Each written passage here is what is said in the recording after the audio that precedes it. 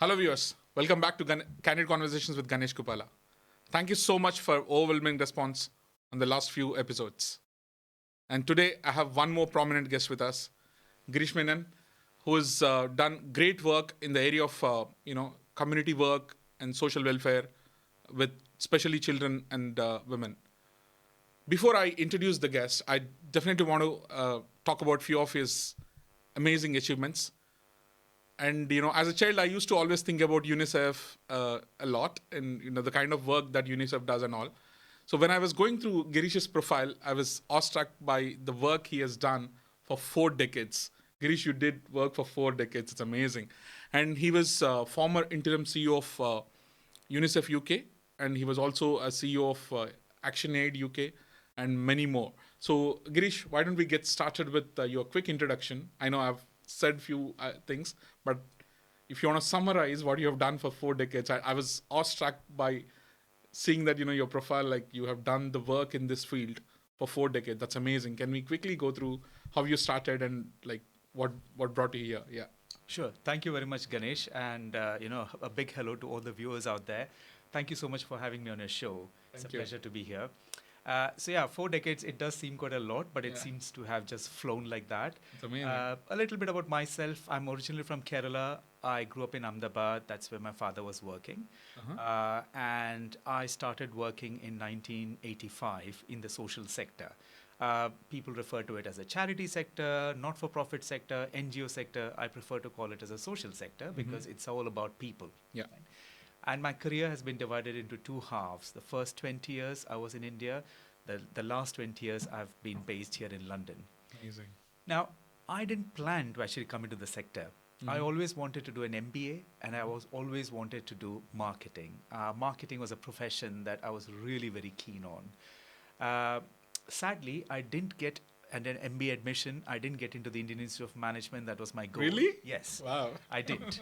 So that was my first ever failure. Yeah. But then there was something very exciting on the horizon. There was something called the Institute of Rural Management Anand, or IRMA as it's known. Yeah. That was set up by Dr. Varghese Kurian, who's known as the father of the White Revolution, because of which now India is a milk surplus country, as opposed to it being a milk deficit country way back in the 1970s and 80s. And the success of the White Revolution gave Dr. Kurian the insight that if rural India has to develop, and mind you, at that point in time, 3/4 of India lived in the villages, right? And he had this vision that if India has to develop, rural India has to develop. If rural India has to develop, rural producers' enterprises need to be run in a professional manner, efficient manner, and an effective manner to lift the rural economy. But people were getting educated and moving to the corporate sector in the cities. And he really wanted a management workforce that goes into the villages, into the rural sector. That's why he created the Institute of Rural Management Anand, or IRMA. I didn't know much about it. It had been there in existence only for 3 years before. It didn't have much of a track record. But because I didn't get into IIM Ahmedabad, and because I was in Ahmedabad, Anand was not too far away. They had a wonderful campus. They were offering a stipend, and I thought that was interesting because I didn't have anything much better to do at that point in time. But those 2 years were life-changing as far as I'm concerned, because as part of our studies, we spent... So you picked up right after your graduation, is it? Immediately after my graduation. Oh, that's amazing. I did my BCom, which at that point in time was a worthless degree, but I did it because I couldn't do BSc. Yeah. But fortunately, I got good marks, because of which I could get into IRMA. The 2 years course consisted of 2 months of stay in a village. Okay. And I stayed with 5 of my friends. I stayed in a village in what is now Chhattisgarh. Back in the day, it was part of Madhya Pradesh in Raipur. And that's where I started understanding what rural India was like. What is life in a village without any electricity, without running water, no toilets, where the bus used to come only 2 times a day. As a city-bred person, going to the village, that was an eye-opener. I'd never been to a village in India other than going back to a village where my grandparents lived in Kerala. But Kerala villages are very developed. They're not like villages. They're like small towns. More educated population. Very educated population, very well connected, good infrastructure. Yeah. Whereas this particular village that we were in, which is representative of a large number of villages in India, just showed how challenging the task of lifting people from poverty in the rural areas was. And that's how I started understanding that there is something called an NGO, which is not about profits.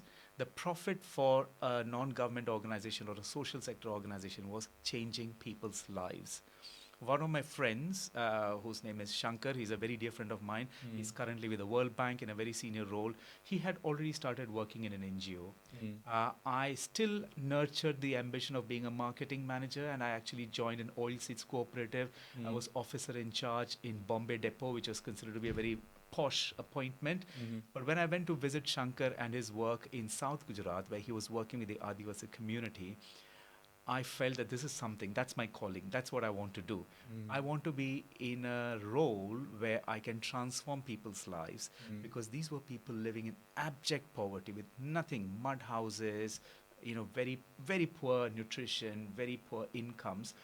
But he was working in an organization that was being supported by the Aga Khan Foundation at that point in time. It was called the Aga Khan Rural Support Program. And as we know, sadly, His Highness Prince Aga Khan just passed away yesterday. So it was his institution, and they were changing people's lives. And I said, that's what I want to do. And that's how I got into the social sector. Subsequently, I moved to Tamil Nadu. I worked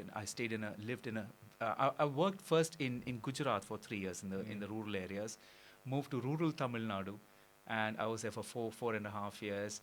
And then I joined organizations like ActionAid in India or Plan International in India, where I was supporting a lot of rural organizations across Madhya Pradesh, Uttar Pradesh, Rajasthan, Karnataka, Andhra Pradesh, Tamil Nadu.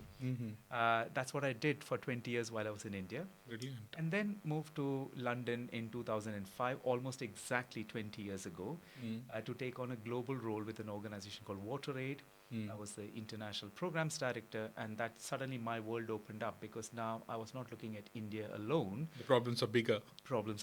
And I had the responsibility of supporting our programs across 22 countries in sub-Saharan Africa and South Asia. So it gave me a completely global context. I started traveling to Africa and very remote parts of Africa very frequently, very remote parts of South Asia, which included Pakistan, Nepal, and Bangladesh, Southeast Asia, and my world just became bigger and bigger, and I realized how complex this whole challenge was. But at the same time, I was getting immense satisfaction that whatever I'm doing, it's a small drop in the ocean, but hopefully it'll help change lives somewhere down the line. And here I am still in that sector, so to say. It's amazing journey. So what struck me, Girish, when you mentioned about all this, you happened to join IRMA by accident, not by your choice, obviously, but you picked up that passionate, task of doing it for 4 decades. It's amazing. The reason I want to pick this, especially to my young audience, a lot of my audience are young and, less than 25 years old. When they pick any career, right, it's always tricky. They want to do something else, but they happen to, go ahead and do something else. There's always a disconnect. So how do you actually, I would go back to your social work in a bit, but on the professional front, how did you connect the dots between the one you wanted to do versus the area where you probably not wanted to, or you never envisaged to do it? So how did you connect with it? Is it more emotional connect that drove this entire journey, or is it because your work was giving more satisfaction? What is the main driver? Yeah, I think if I look for one word, that one word is purpose. Because this work is what constantly gave me purpose in life. Even today, when I wake up in the morning, you're always very disoriented when you wake up in the morning. You really don't know what's going on around you for the first 5-10 minutes. It's something that just reminds me, okay, I have this purpose in life. And that's what has been the driving force.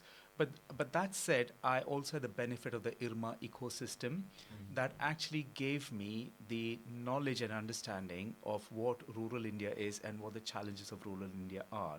That unfortunately is not available to the IITs and IIMs of the world for all the right reasons, because they do emphasize a lot on academic excellence, which is absolutely critical because the world needs really good quality academic excellence. But I think somewhere in the education system that bit is missing. But then when I trace it back to my school, Probably it's just a different canvas altogether, right? possibly, yeah. And sometimes it's just that it's not there on the front of your mind. I'm sure it's there in the minds of people. For example, you have done a lot of work with the Rotary International, so something has driven you, but that itself has changed your perception of life in general. Not many people have those pivoting moments in life. It could have been that when I was in school, I was in a school called St. Xavier's School, which was run by Jesuit priests. There, it was quite common for us to do fundraising activity when there is a flood or when there's a riot or when there's an earthquake, right? As school students, we'd go out, collect money. So there must have been something in there that told me that there is something else you can do. Of course, you need to study well and you need to find a career. But if that career not only takes care of yourself and your immediate practical needs, but if the career also were to give a purpose in life, it's a bonus. It's an incredible bonus because I feel so privileged to be able to do whatever I did and to see whatever I saw, because of which I think I'm a very different person. And as I mentioned, the IRMA ecosystem, we had some seniors from the previous 3 batches that had graduated who had gone and done some amazing work in the villages of Gujarat and Madhya Pradesh and Kerala and Rajasthan. We had access to their lives and their stories. So something must have Connected okay. in Amazing. my mind. Because I did watch your 2 hours talk in IRMA as an alumni, and you were actually quoting your professors and all of that stuff. It's amazing journey. So what I want to quickly touch base on, Girish, is 2 fronts. Okay, one is, yes, rural India has a lot of issues, but in the last 2 decades, I think even urban population is facing significant matters of issues, like it could be cost of living crisis, it could be especially the diseases that you dealt with, children, women and all, right? So while you pick up this one interesting aspect, I always was thinking, I mean, you mentioned about Rotary and all, but we pick up projects based on different aspects, right? I mean, while you're working on ActionAid or UNICEF, for example, what would be your thought process in terms of picking up projects? Why do you choose, like, for example, if you choose malaria, why do you choose malaria? Why not others? Or if you choose a particular area, like, say, Mumbai, slums of Mumbai or streets of somewhere else, what happens in this process? How do you choose this? Right. Before I answer that question, let me just mention that what you've said is absolutely right in terms of the urban complexities. And the reason why I suppose some of us focused a lot more on the rural areas is because rural areas is kind of out of mind, out of sight, or out of sight, out of mind. Whereas urban areas, at least there is that infrastructure, there are those resources, but those resources are not properly allocated. But you're absolutely right, there are big challenges in urban areas. Partly that's also because the economies in the rural areas are collapsing. People migrate to urban areas, they don't have much with them. They live in informal settlements, which are referred to as slums, and they don't have access to drainage or water connections, electricity, education, health, and things become worse and worse.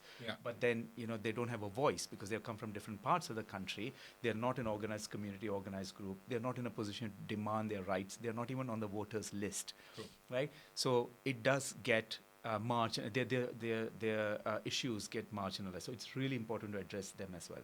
Coming back to your core question of how our projects are selected, every organization, they have a certain focus area. So if I take UNICEF, for example, UNICEF, among the UN bodies, UNICEF is the one that focuses on child rights. Child rights. So for every program that UNICEF does, they look at what is the impact on the life of the child. So they look at child survival, child development, child protection, and child participation. Those are the 4 broad areas that UNICEF looks at. And everything they look at is through the prism of child rights, right? Everybody knows that for child survival, the health is very important. The first 5 years are the most important years for the survival of the child. So that's why immunization is a very big thing. And then, of course, once the child hits the age of 5, then it's about their studies, the basic universal education. So education becomes a very important priority. Child protection is a very important priority because there's so many issues of child exploitation, child abuse. Uh, so this is at a global level. ActionAid likewise is very much into rights of women and girls. So obviously they look at everything through the prism of women and girls and see how best to address that impact. But we also know that globally we can have these themes, but in every country and in every region of a country there can be very specific issues. Yeah. So UNICEF, for example, would focus on specific diseases where there's a huge challenge. So whether it's malaria, whether it's polio, whether it's HIV/AIDS, every country goes through a strategy planning process, and they look at data, they look at evidence, they look at what is the best way to reach maximum impact. Because at the end of the day, every donor wants to make sure that whatever they contribute, either as an individual donor giving £5 a month or a philanthropic organization giving millions, they always ask a question of impact. So it's about each organization doing this strategy process in the context of, so let's say Uganda. If it is Uganda, they look at the context in Uganda and say, what are these issues? What are the big priorities? So for that, as organizations, we first talk to the governments. Because we know that without the government ownership and without government buy-in, no program. Because at the end of the day, UNICEF is a very large organization, but still its spending in development is far less than the spending of any national government. So the partnership with the government at the national level, at the district level, right, and in India, for example, at the panchayat level, these things are really, really very, very important, so that everything happens in sync with the policy framework. That doesn't mean that the policies are perfect, right? So as civil society organizations, in addition to delivering projects that can operate at scale, that can be sustainable, and that can have an impact, these organizations also have the important responsibility to advocate for cases that are not really taken up by people. So there could be cases of voter registration in some countries, or when I was working with Plan International in India, we worked on universal birth registration, because we found that many, many children are losing out on fundamental rights of a child because they don't even appear on the system. If you don't appear on the system, you don't get immunization, right? And then you don't get into school, you don't get into balwadi, you don't go to preschool, and then you lose out because you're not counted. So in every, if you talk about some parts of Africa, again, you'd start with malaria, and then you see, is it what's the best way to get through that? Is it bed nets, or is it working on hygiene and sanitation? Because is it about constant stagnant water that's causing mosquitoes? So for every country, that process different of priorities, talk to the government, find out where the gaps are, find out what other organizations are doing, so that you're not duplicating what others are doing. So for example, if Save the Children is doing amazing work on child rights, how can UNICEF and Save the Children work together in partnership rather than duplicate? Because resources are scarce. Makes we sense. really need all the resources to work well, to be leveraged properly, to achieve impact at scale. It's not you and me, it's or you versus me. Exactly. It's more like we together, right? Exactly. It's all about makes a lot of sense. collaboration. Because even in Rotary, that's our motto as well. We work with different organizations and we make sure that the collaborations work, because there are areas you could not reach, probably the other ones are reaching. Like shelter box, for example. Exactly. You leprosy, all that stuff. We touched on various areas. One thing, maybe it's a tricky question, but Girish, I'll still ask, because we mentioned about the policymakers and governments being the key stakeholders, right? I mean, you would have worked with a lot of governments, especially in the regions of Africa or South Asian governments. We do hear a lot about the intention of the governments to make good sometimes are questionable. I know it's a tricky subject, but I still want to pick it up. So how do you guys work with, either UNICEF or whosoever it is?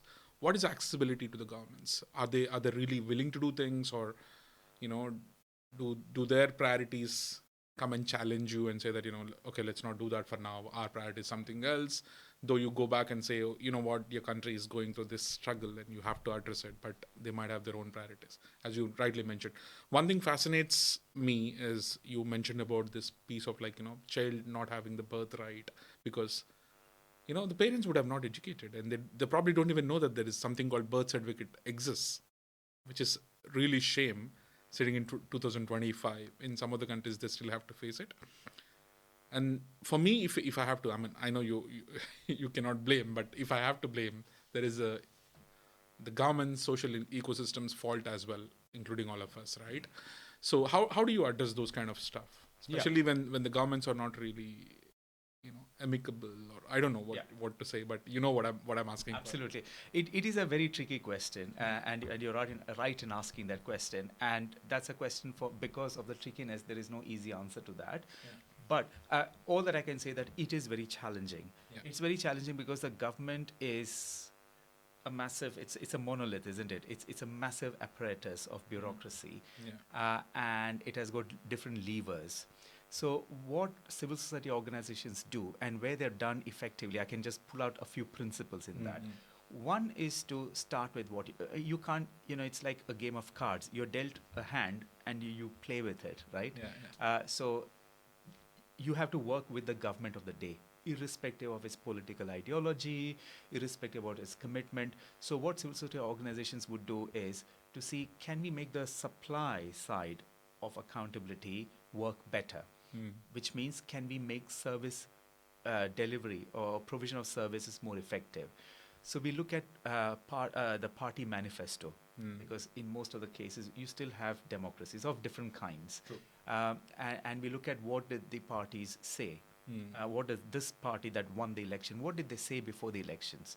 Because then we are telling them based on what they said, right? Correct. So if you're the politician and if you're the prime minister or the chief minister or any minister, I'm not saying anything different. I'm saying, sir, you said that you will provide free school meals for children. I didn't say that. I'm not forcing you to say that. How can we work together so that we can help you deliver that program better? So that it's better targeted, the quality is better, it's cost efficient, the works. So start with what you have. Then we also know that the politics and politicians is one constituency. You also have bureaucrats, right? Find out who are the bureaucrats with whom you can have a certain engagement. And again, there are all kinds of bureaucrats. And whether they are politicians or whether they're bureaucrats, you always find there are some people who want to achieve something. So it's about being a bit focused and say, who are the people? I've seen lots of civil servants who are driven by this whole purpose thing. But they are drowning under the weight of the bureaucracy. So when somebody comes and says, so let's take in India, the district collector has a very important role in delivery of provision of these services, right?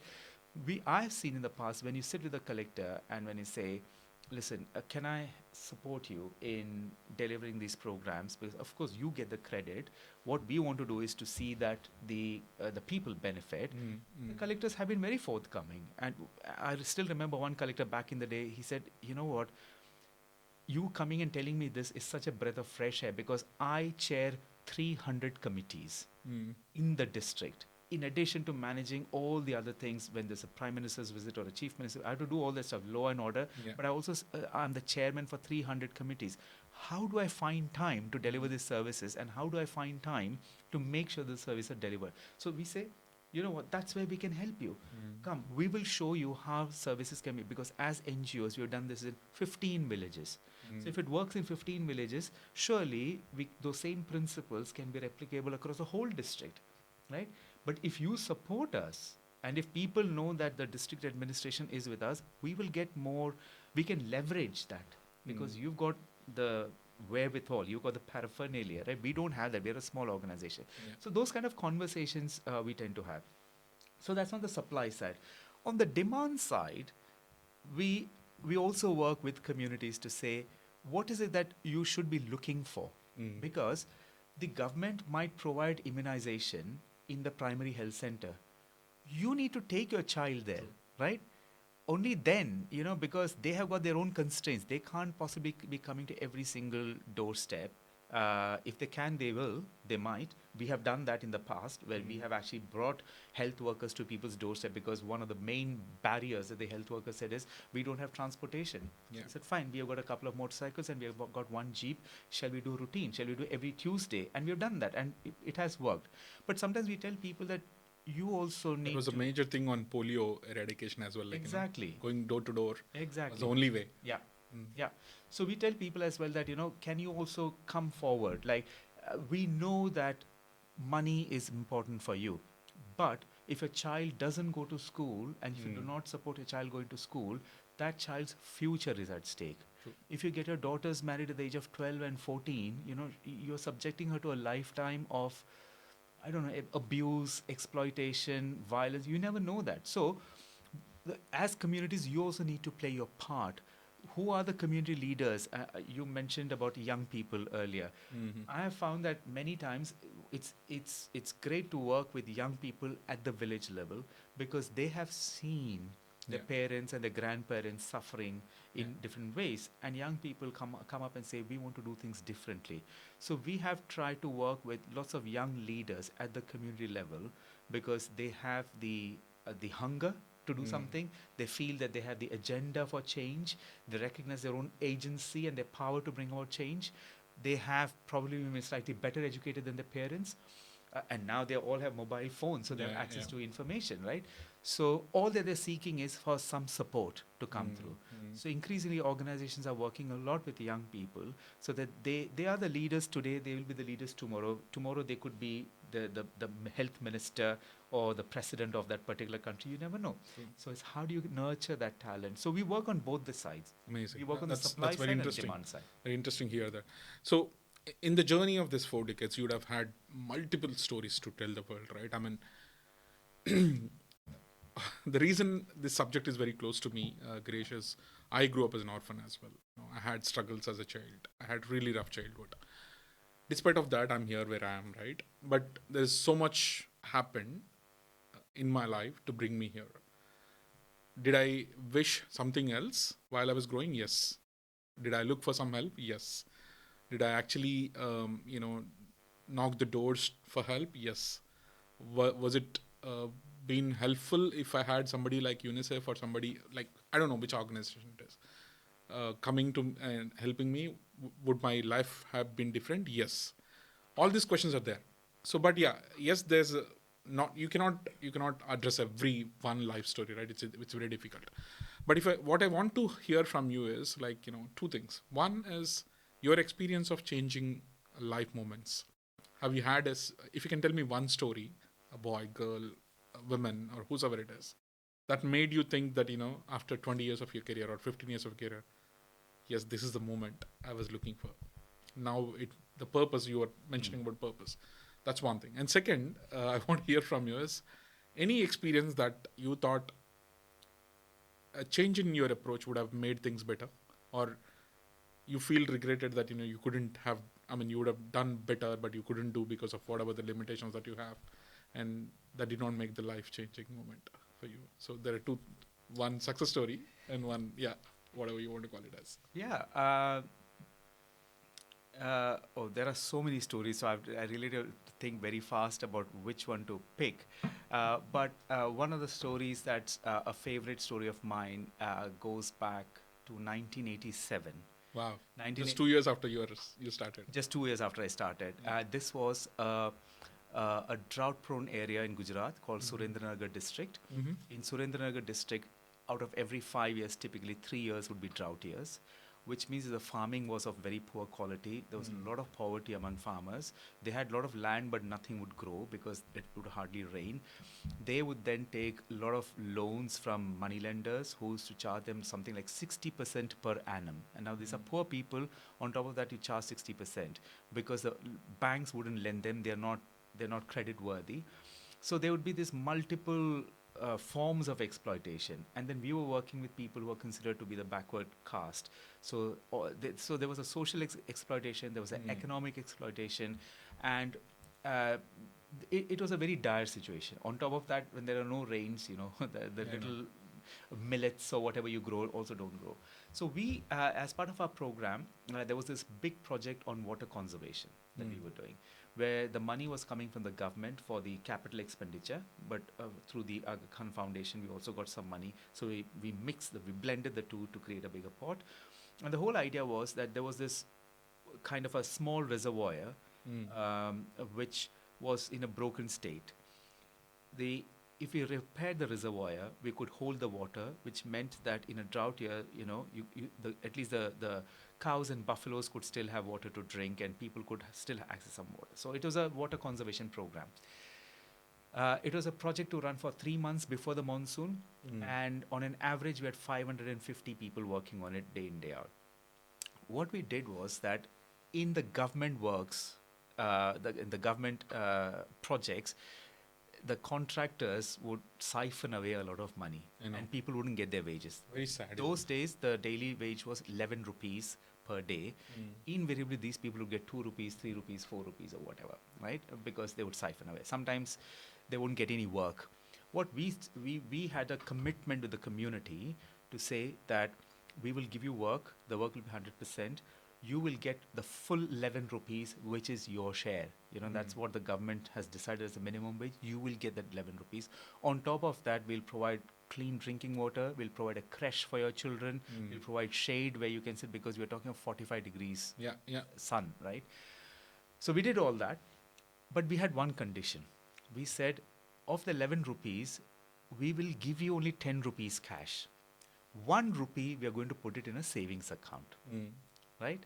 Because you don't have savings, which is why you go to the money lenders, which is why you become even more indebted, right?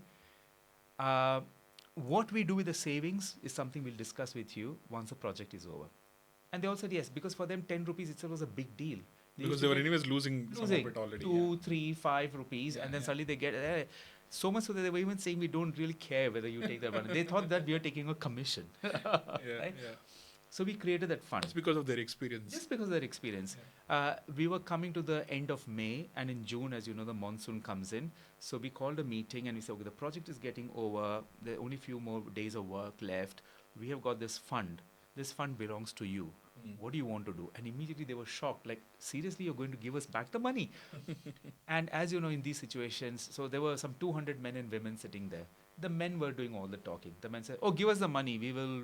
I want to buy a motorcycle. And somebody said, who can get a motorcycle with this kind of money? There was a joke around this whole place, but there were no ideas.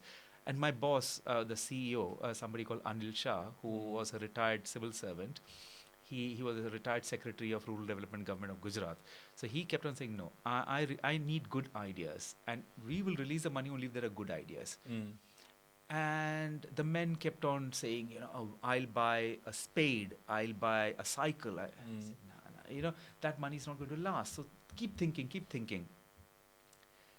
Then he said, the women, why are you not talking? The women said, but the men do all the talking, right? So we are happy. You ask the men and we are happy. But my boss said, no, it's also your money. You have a stake in this. You need to tell us what to do. And then one woman, her name was Samuben. And because she still remember, I still remember every single detail of that particular day. Because 38 years back. Yeah. Wow.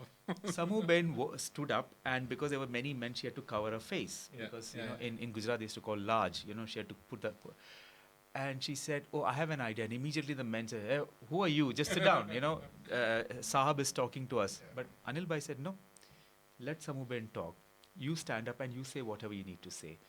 She said, I don't know whether I'm saying the right thing. And he said, don't worry. Just say whatever you want to say. She said, we don't want the money. And immediately the men are, what are you saying? Again, Anil Bhai said, no, let her finish. We don't want the money. Our biggest problem is, before the rains, we don't have good quality seeds. Because by the time we get the money and go to buy good quality seeds, they're already gone. The rich farmers have already taken. So we don't either get seeds at all, or we get very poor quality seeds. And that means poor crop, poor agriculture, poor returns, everything. Cascading effect, She explained that cascading effect so beautifully. She said, if only you were to get us seeds, good quality seeds in time, because we have only 4 or 5 showers in the entire season. We want to sow the seeds before the first rains come, so we can actually capitalize on this. And that's such a brilliant idea, because here was something that was going to create a big story of change.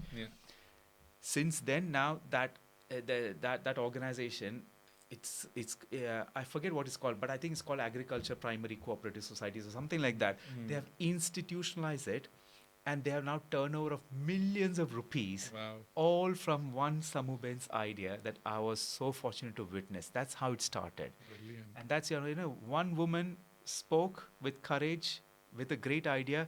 Today, thousands and thousands of farmers in Gujarat are benefiting just from that one scheme. Of course, the scheme evolved, So it became a revolving bank, a seed bank, So you buy the seeds, you grow your crops, and then you contribute the seeds back. And you create a bank so that next year you don't have to look around for seeds. You have got your own village seed bank.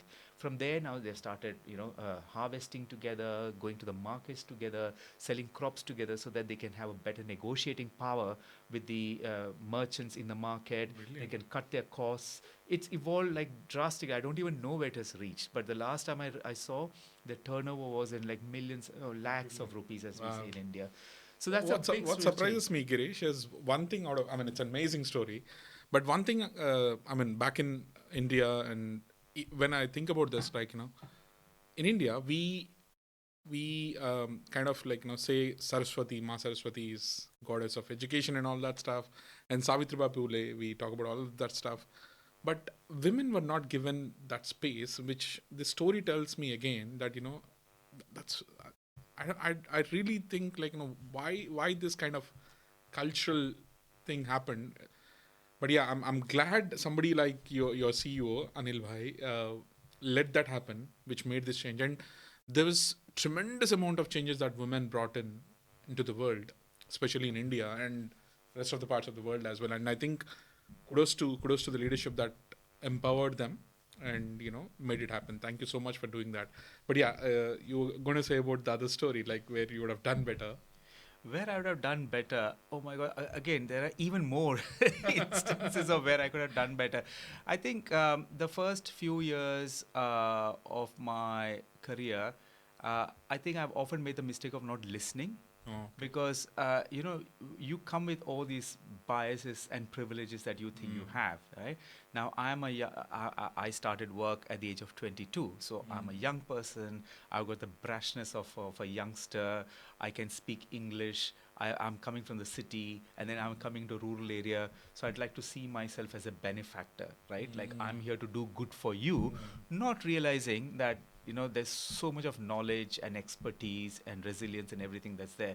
So now when I think, had the attitude of you are the taker, I'm the giver. Exactly, yeah. Really? That I'm here to help you, Yeah. rather than this is a partnership, and we work in partnership. And when I start thinking of some of those things, I feel quite ashamed of how I may have come across at that time because of my ignorance and how I was. And that reflection has really helped me in everything on leadership today, where I now consider humility as one of the biggest quality of leadership. So true. And I'm not even talking about world leaders who are there today, but there are leaders who feel that they can fix a problem by doing a deal. I don't think that's what leadership is about. It's all about the humility to work with others, to collaborate with others, to recognize the good in you. When I say the good, it's goodness in terms of values, goodness in terms of intention, goodness in terms of skills and expertise, rather than saying that because I'm the leader, I have to be the best. So some of those experiences have really helped me to think about these things and say, how can you think longer term? How can you recognize the agency of people? How can you be more humble? How can you make sure that you're actually constantly on a learning mode, because just because I've completed my 2 years of IRMA, it doesn't mean that my education is over. So true.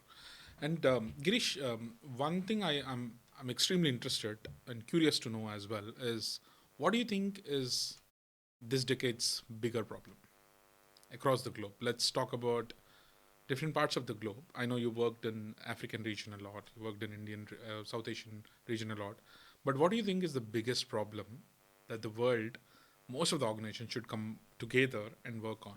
If you have to top it like 1, 2, 3 priorities, there are many. Yeah. But if you think there is one top issue that needs to be definitely addressed, but there's not enough focus. Yeah.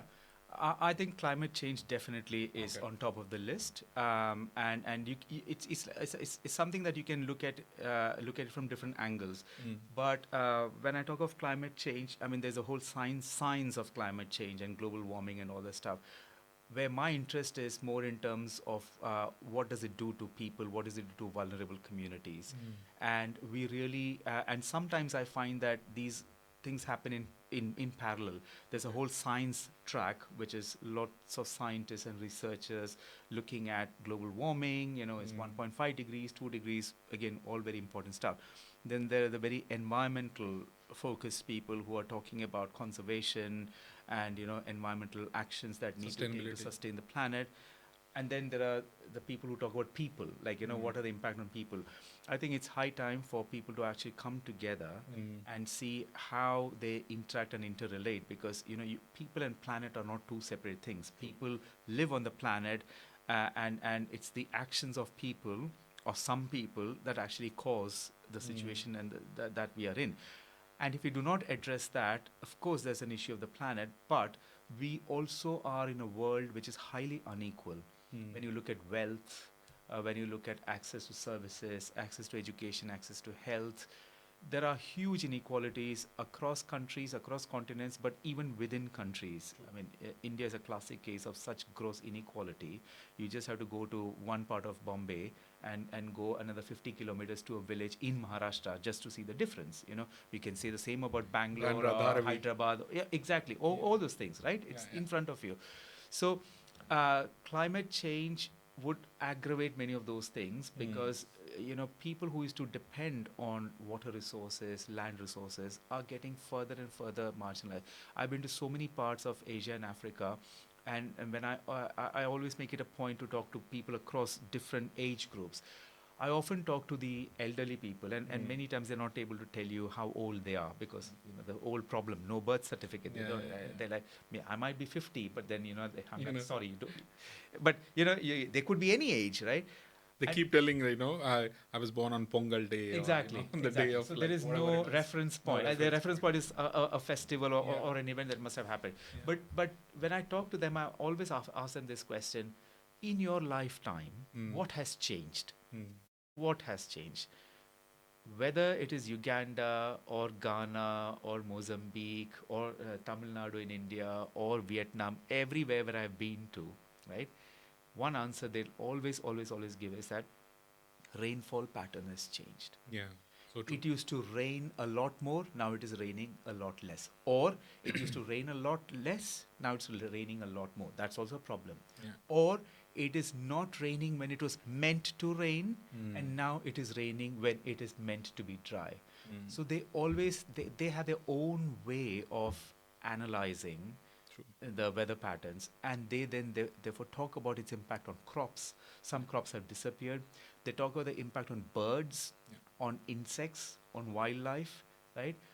So I think, and the sad thing is that this world and the leaders of the world are so focused on GDP and GDP growth. I know. Everybody's after money. That's why there's so much talk of tariffs, for example, today. Yeah.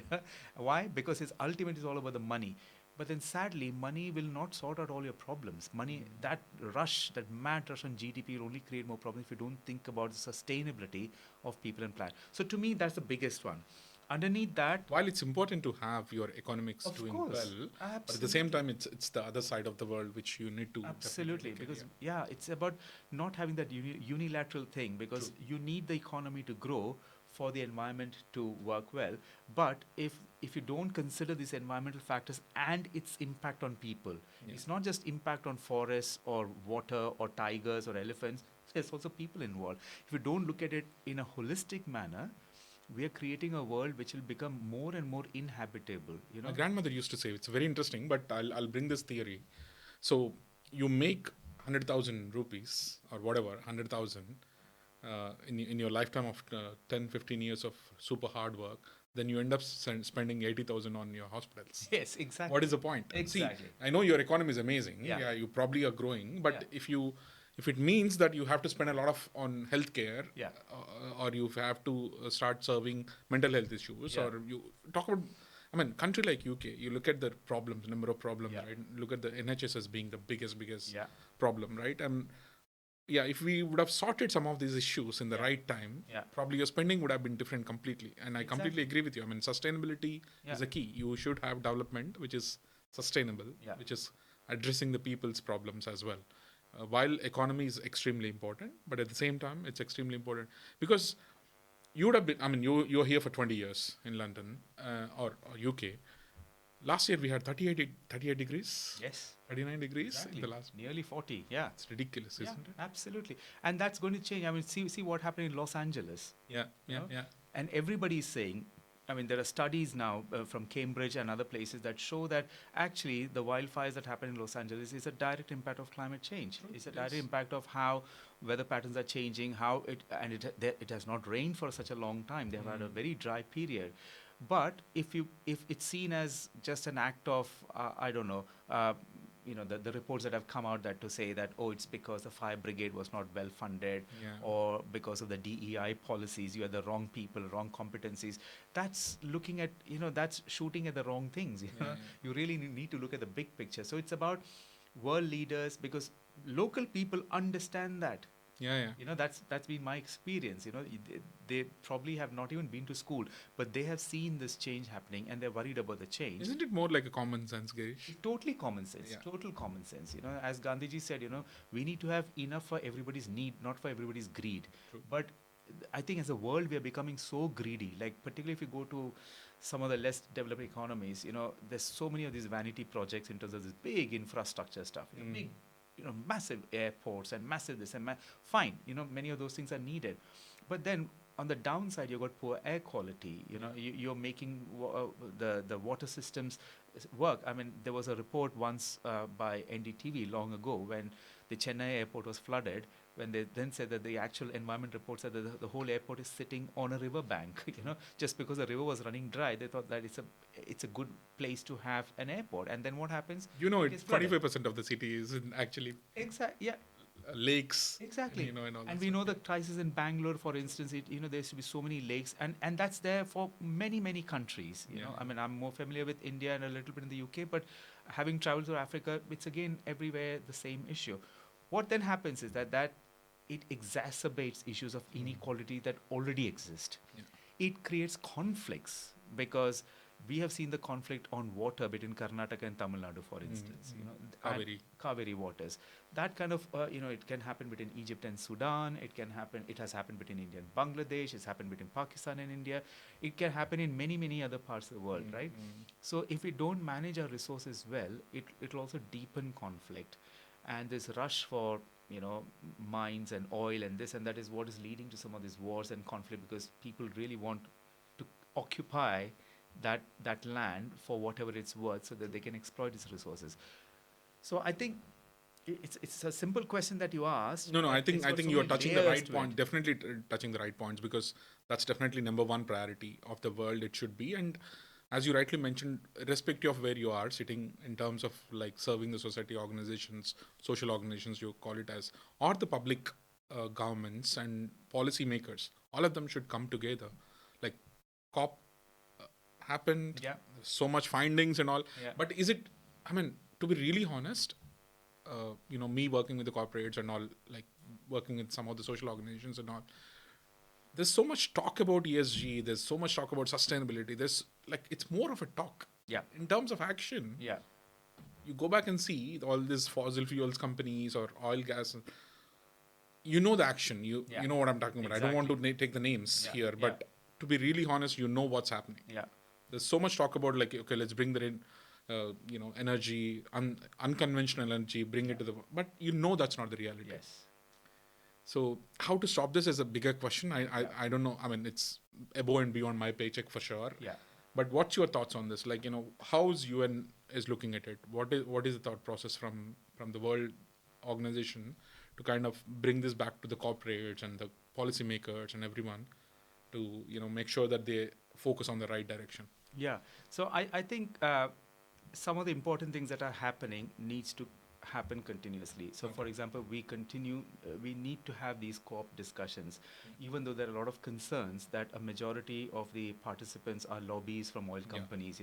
It's out in the open. There are concerns about rich people flying in their private jets to Davos to have all these discussions.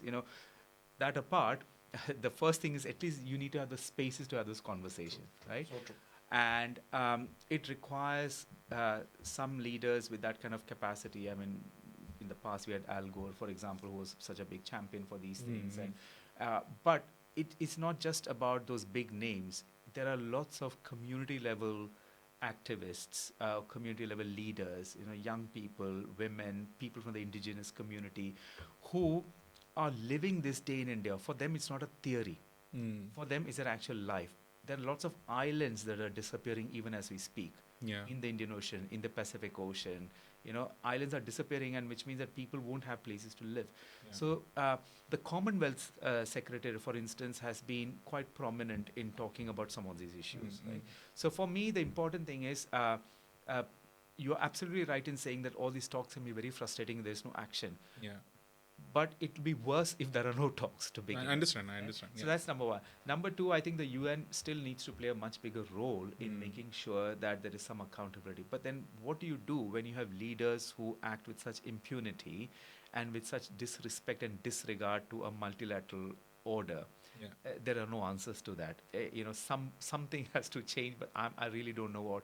Now, one can say that's how democracies function. Every country get the leaders they deserve, right? So unless people at large see this as a priority, the leaders will not see this as a priority. So true. In the UK, for example, I know that there are some really good climate education programs that run through schools as part of UNICEF. For example, I've been to some of the schools. And it's been really interesting to see how really young kids, from the age of 5 and 6 and 7, are starting to pick these things up and are challenging the parents' behaviors on use of plastics, on use of cars and everything like that. And I think UK has done significantly well. Yeah. At least, bringing the plastic packaging tax and, making sure that, there's more specific regulation on ESG. Yeah. I mean, to be honest, I'm a taxman, right? But if you look at the larger countries than UK, they still don't have Absolutely. the sustainability Absolutely. taxes. Yeah. And Yeah. there's no reporting specifically. I mean, US is trying to get it from the last few years. Yeah.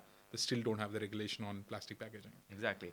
So While the few of the states like California and all, they're trying to do it, but Yeah. it's not at the good scale. So I think there is definitely gap. yeah.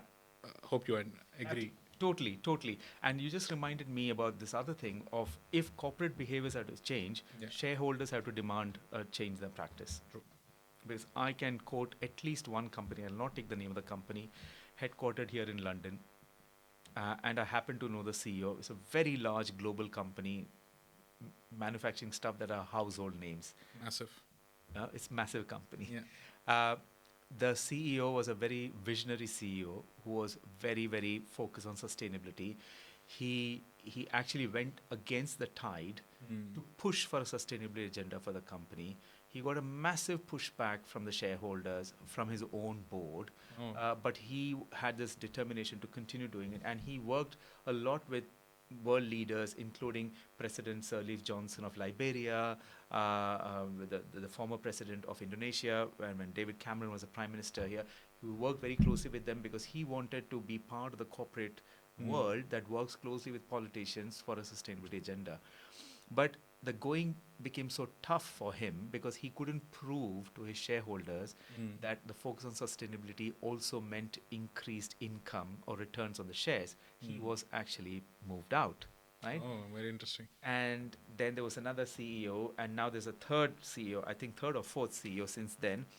And I just saw a post 2 weeks ago that ever since the politics change in America, where all these things are being further deprioritized, this company has now changed its mission statement and has removed the word sustainability from its mission statement. Shame. So it is a big worry as far as I'm concerned. I'm really finding it hard to stay optimistic, but I think if there is a lot of community voice, public voice, environmentalists coming together, science coming together, media has to play a really important role. And hopefully that groundswell of support is created. But it's a shame that, at a time when we should be thinking more about sustainability, companies are dropping not going from the backwards. agenda. Exactly. It's And I know some scary. companies also blaming COVID for that by saying that, because of COVID we had lots of economic, burden and we need to recover from our losses. I can understand that to a certain extent because, as we said earlier, the finances and the economy is important. Is You know, important. I'll never say that's not. But then, okay, fine. COVID was done. Like we have come out of COVID two, three Finding the years ago. balance is the key, right? Exactly, That's exactly. very, very important. Don't do anything in the short term that will create long-term harm. You know, that's a simple mantra that they need to have. And even in the policy making, right? See, what surprises me, Girish, is like country like India, where you have Delhi is a capital city, but if you go and you know the conditions of Delhi, Yep. AQI, Yeah, yeah. the air quality Yeah, yeah. index, the worst. Horrendous. Yeah. Yeah. What surprises me is Delhi elections are happening right now, but there's not even an agenda item on AQI. Nope. Politics don't even care. Nope.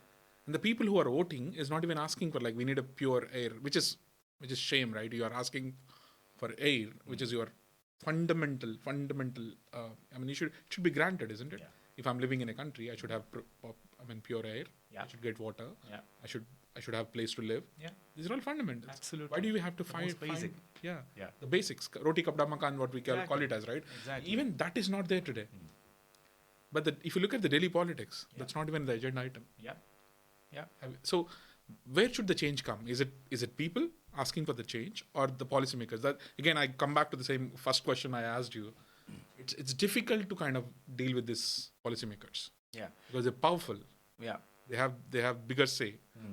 Organizations like yourself, yes, you would go and say that things, but how would this change? I'm really surprised why things are not happening in that direction, and I'm really worried as well. I'm sure you are as well. Yeah. So, what's your take on that? I'm really disappointed that the middle class in India, which is now getting wealthier and wealthier and has got so much national and global exposure, it's very disappointing that they don't think that it's really that important. Yeah. I remember one conversation sometime back in Delhi when so the Delhi government used to focus a lot on health and education. They had these mohalla clinics and schools, Yeah, and because I also worked in education, I've actually been to the Delhi schools, number of them, and I've seen such amazing quality of transformation. You know, they now have people who have done their masters and PhD from Western countries who are coming back to work as a government school teacher just because the education thing has sort of kicked out. Now, at a time when I think the general middle class should be celebrating that, I was in this conversation where the middle class was lamenting the fact that this government is making things easier for poor people. Why are they investing so much in health and education? Which means everybody from UP will now flood to Delhi and stay. Now, for me, it was I was very disappointed with that conversation because for that group, you know, they were like very well placed in the corporate sector. These people, right? The functioning of the mohalla clinic or the functioning of the Delhi public schools didn't matter because their children were going to some of the best and the most expensive private schools in Delhi, so they just didn't care. But at the same time, they didn't feel that people who are poorer, more vulnerable, have got a right to good quality health and education. And they said that, you know, it's now bringing all these people to our doorstep. They forget that some of them on an average have got 6 servants at home. That's a different issue. Where are they coming from? Ultimately, and they feel that, you know, it's making those servants a bit more prosperous that they don't quite like, because their hold on them is being released bit by bit. So I think there's a certain insensitivity that needs to be broken through. I know that there are lots of citizens groups that are working very hard in India, and they've done some amazing work on urban accountability, urban service provision. But sadly, in the last few years, civil society in India has been weakened for various reasons, which means that the voice has also gone down. And I can say the same for the media as well. True. There are other media groups that have, thanks to internet and, you know, Instagram and everything, there are other voices coming. I'm just hoping that it's hit a kind of a rock bottom, but, you know, there are these signs of progress. Maybe young people, maybe alternate media channels, maybe other forms of citizens group. And I know Rotaries play a very important role, as do Lions and other people. You know, if these organizations can start having these conversations, because we need to make sure that climate is cool. right? It's not just about those massive airports or the 6 lanes highways and stuff like that that are that define a country. They are important, absolutely. By no means am I saying that they're not important. But as you rightly say, can we focus on some of the more basic things also? You know, good quality air, good quality health, good quality food. So true. Fundamentals. And one thing I want to ask you, with your 20 years in UK, so I know the governments are changing and there are different priorities and all. How do you rate UK in sustainability, and are we doing good enough? Do you think there's changes that should bring? I'm sure you'll be working with some of the policymakers here, and you're part of a lot of fundraising organizations. By the way, congratulations to be part of the board for one of this. So you're starting in April, isn't it? I'm starting in April, yeah. That's the fundraising regulator. Yeah. So I think there are still a lot of good things that are happening in the UK when it comes to social development and global development, right? So, for example, on environment, there are several discussions, and I know many organizations, at least in our sector, in the social sector, we have to report on environmental compliance and ratings and carbon emissions and all that. I'm seeing more and more of that. As a country, there's a lot of focus on cycling and green spaces and green parks, which is why any infrastructure project in the UK, including the third runway at Heathrow, will face a stiff challenge, which I think is a good thing. Because again, it's about the balance, because I think eventually the runway will come, and it has to come, in my opinion. But it's about what are the safeguards you're putting in place so that the people who are affected are compensated well, and the environmental damages that a third runway would create is compensated. So I'm glad that civil society space is alive and throbbing. You can actually, I know some people don't like protests, but people can protest. People have a voice. I've seen lots of debates in the media. So those things that are happening are really good, including the education at the school level, where I talked about children being educated. What I'm not happy about is UK used to play a very important role in international development, right? And it was seen as a leader, because I used to work with the Department for International Development in India, which was at that time an independent department, which had its own cabinet ranking minister. At that time, the minister, this was under Tony Blair, the minister was Claire Short, after that it was Hilary Benn. And that continued under David Cameron in the first 5 years when Conservatives were in coalition with the Lib Dems. But then things started falling apart. And sadly, when Rishi Sunak was a chancellor, the aid budget was cut. There was a commitment to 0.7% of gross national income going into international development that got cut to 0.5%. But even that, a lot of money, instead of going internationally, was used now for national causes, for refugees, for asylums. And then it's now, that department is non-existent. It's been subsumed by the Foreign, Commonwealth and Development Office, which means that Britain had a very strong voice in international development.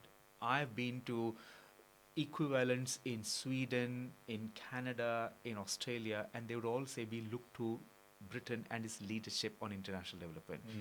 Its program used to be focused on poverty eradication in the global south, in the less developed countries, because it believed that a more prosperous world was good for everybody. But as we have seen in the UK since 2015 specifically, everything has been a little more nationalistic, or a lot more nationalistic. And we are all now wanting to secure our borders, looking only internally, nationally. So that's where I'm disappointed with, because that commitment that governments had has not has significantly reduced. There's a lot of literature on that's available.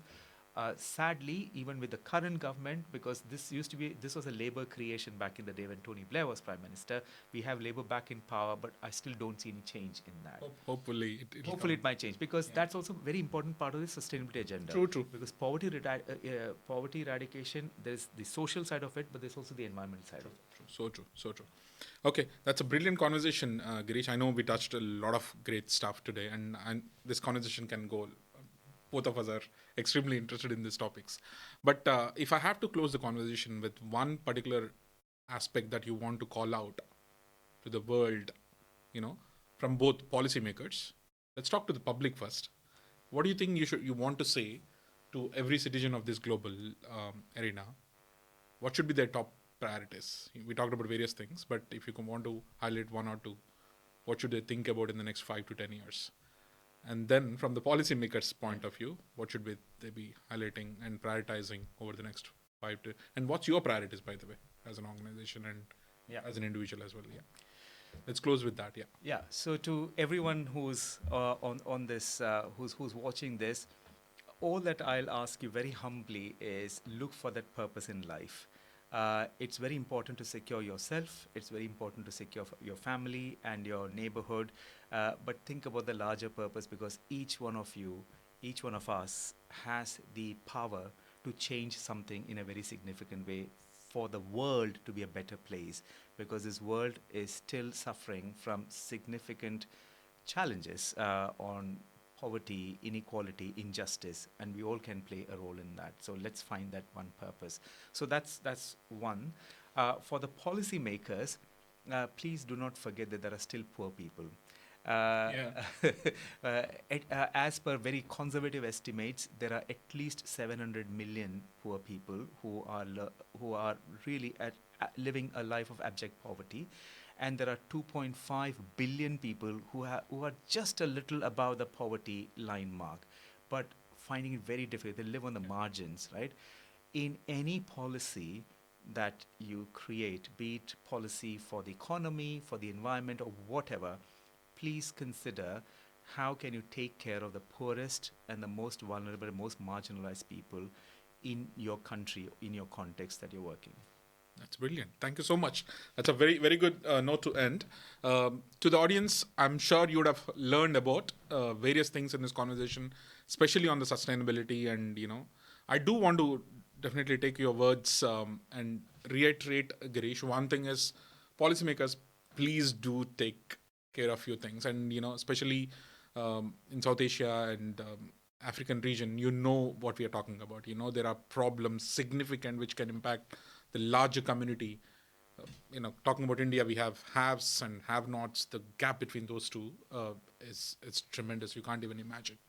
We were talking about Mumbai, right? I mean, the streets of Mumbai, like there are some slums which have nothing to kind of, there's tremendous amount of, hardships that they face.